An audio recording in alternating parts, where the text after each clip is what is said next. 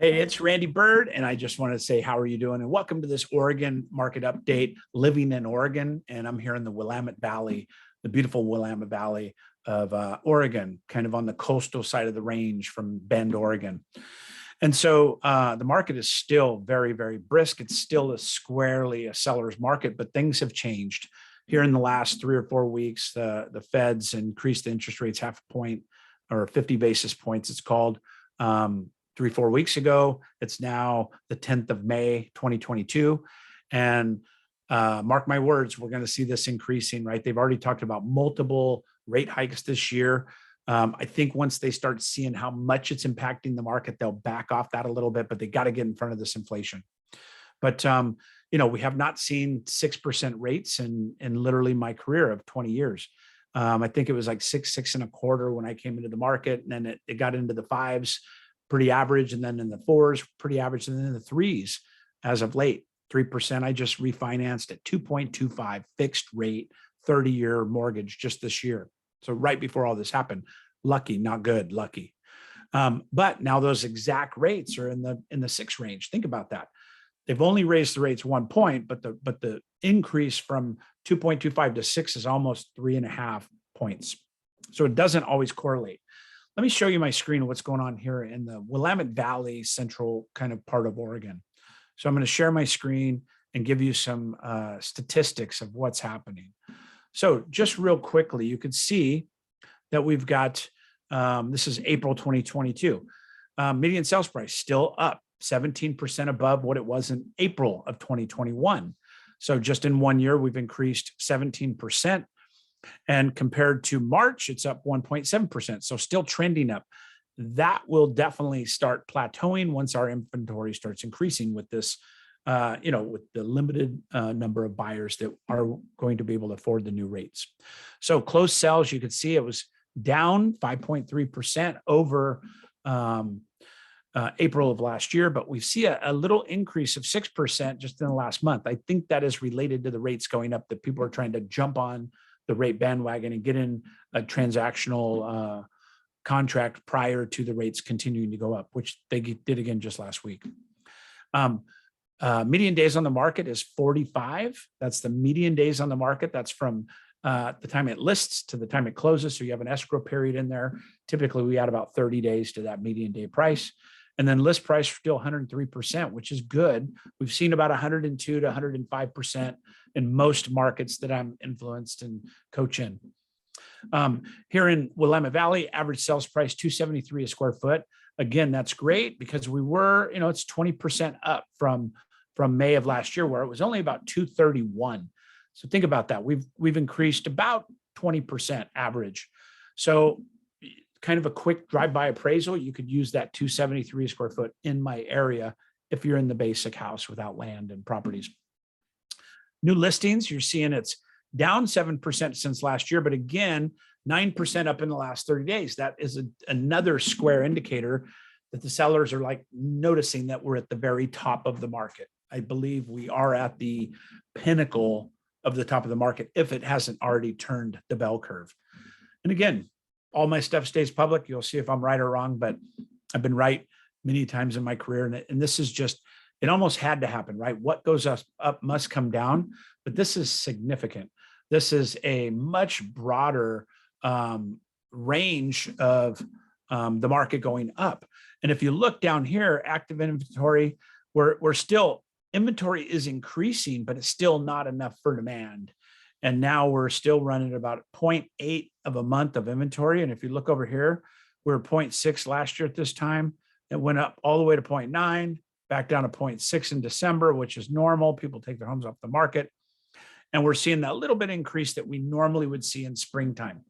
So in my opinion, these are all showing it's kind of a leading and lagging or trailing indicator, right? So a leading indicator is listings and what's going on with the market on the speculative side. And the lagging or the trailing indicators are going to be the closings of escrow, because then we can identify how long it took, how many days on the market, what the actual sales price was. We never know the true sales price until it closes escrow. That's usually private or personal information. Okay. So that's what that looks like from that perspective. as we look at it as a whole, like I said, I coach somewhere around 16 clients all over the United States, one in Canada and two in Canada. And the reality is I get a better feel for things being in Florida and Utah and San Diego and Texas and Quebec. When I'm doing that, I can get a feel for what's going on in the market. Canada usually trails after the United States, meaning that if we see a market shift here, they're trailing there sometimes up to 12 months. I've seen that 3 times now.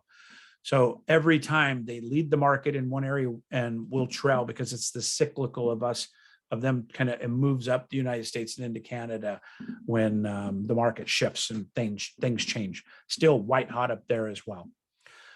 I believe here's the prediction for what we're going to look at in the future, depending on everything staying status quo now. The war being what it is, not escalating or changing. The interest rates not changing again, which they've talked about changing them several more times this year. But all that being equal, less buyers can afford these properties, right? We lose about 10% typically with every half a point. That means we lost 20% of the buyers of the whole complete market encompassed in 30 days. That's a significant change. So that affects inventory 20% as well. On top of that, we're going to see increased inventory where people are pushing to, maybe they were waiting and now they're going to try and take advantage of the top of this market.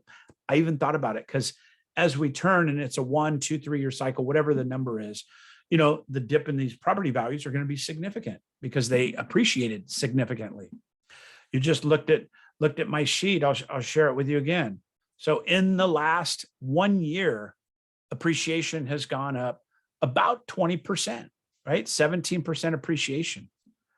And if we go back in time on that, it just gets, frankly, it gets bigger, right? So we've had a 40% increase in about 3 years. So when you look at these things, it's easy to see how we can have a 10, 20, 25% correction in price. Inventory is going to be the guide of that. If inventory increases, we start to get 1 or 2 months of inventory. You're going to continue to see this, not just isolated in Oregon, but actually throughout the United States and the traditional lending areas, right? We bought a place in Puerto Rico this year, and the lending's really quite different than the United States. Traditional lending, but everything takes 5 to 7 months longer. So trying to rate lock something for 7 or 8 months can be a challenge.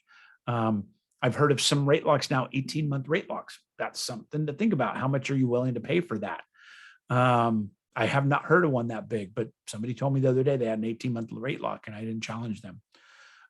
So as we move through for Oregon specifically, Oregon still has a significant amount of people moving here from California and the other areas that are maybe a little more pressured in housing prices.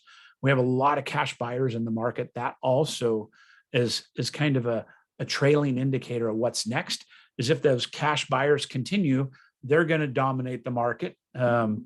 One article I read this week said 25% of every purchase was an institutional purchase, meaning that an investment firm bought a chunk of residential single-family houses.